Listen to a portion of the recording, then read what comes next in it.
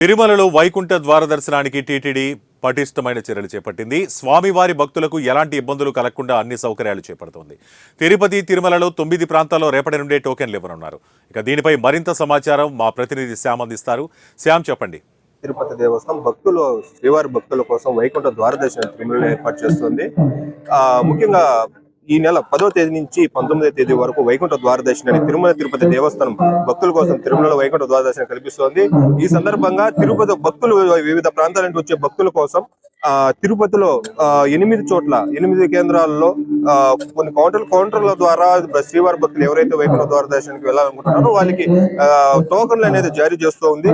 అదే విధంగా తిరుమలలో అక్కడ ఉన్నటువంటి స్థానికుల కోసం కూడా తిరుమలలో కూడా ఒక చోట టోకన్లు అనేది జారీ చేస్తుంది. దీనికి సంబంధించినటువంటి పూర్తి ఏర్పాట్లను కూడా ఇప్పుడు టీటీడీ మొత్తం చేసిందని చెప్పుకోవచ్చు. భక్తులు ఎటువంటి ఇబ్బందులు పడకుండా దూర ప్రాంతాల నుంచి వచ్చే భక్తులు కావచ్చు, లేదా లోకల్ గా యాక్చువల్ గా ఏమనంటే మామూలుగా వైకుంఠ ద్వార దర్శనానికి బయట నుంచి వచ్చే భక్తులే కాకుండా స్థానికంగా ఉన్నటువంటి ఉమ్మడి చిత్తూరు జిల్లా ప్రజలు కూడా, అలాగే తిరుమల ఇది తమిళనాడు సంబంధించిన భక్తులు కూడా అధిక సంఖ్యలో ప్రతి సంవత్సరం కూడా వస్తూ ఉంటారు.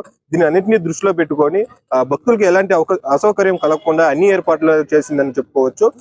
10వ తేదీ ఉదయం 3 గంటల కంటే వైకుంఠ ద్వార దర్శనాన్ని కల్పిస్తుండగా 9వ తేదీ అంటే రేపటి నుంచే టికెట్లను జారీ చేస్తుంది. ఈ 8 ఏవైతే ప్రాంతాలు ఉన్నాయో ఈ 8 ప్రాంతాల్లో కూడా చేస్తుంది. అది ముఖ్యంగా వచ్చి శ్రీవారి పుష్కరిణి ఒకటి, అలాగే ఇందిరా మైదానం, తిరుపతిలో ఇందిరా మైదానం కావచ్చు, రామానాయుడు స్కూల్ కావచ్చు, ఇలా 8 ప్రాంతాల్లో ఇక్కడ ఇస్తుంది. అలాగే వచ్చేటటువంటి భక్తులు ఎలాంటి అసౌకర్యానికి గురి కాకుండా వాళ్ళు వెయిట్ చేయడానికి వెయిటింగ్ హాల్ కూడా సపరేట్ గా ఏర్పాటు చేసింది.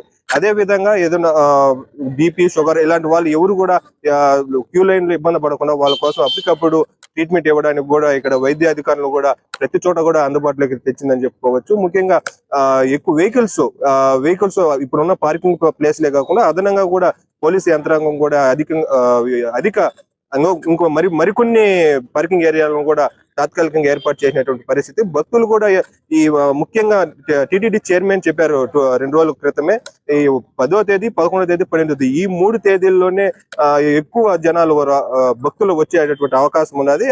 అది దాన్ని మానుకొని ఈ 3 రోజుల మీద దృష్టి పెట్టకుండా మిగతా రోజుల మీద కూడా దృష్టి పెట్టాలని, ఎవరైతే భక్తులు ఉన్నారో ఆ భక్తులందరూ కూడా సంయమనం పాటించాలంటూ కూడా టీటీడీ చైర్మన్ చెప్పడం ఇదివరకే చెప్పారు.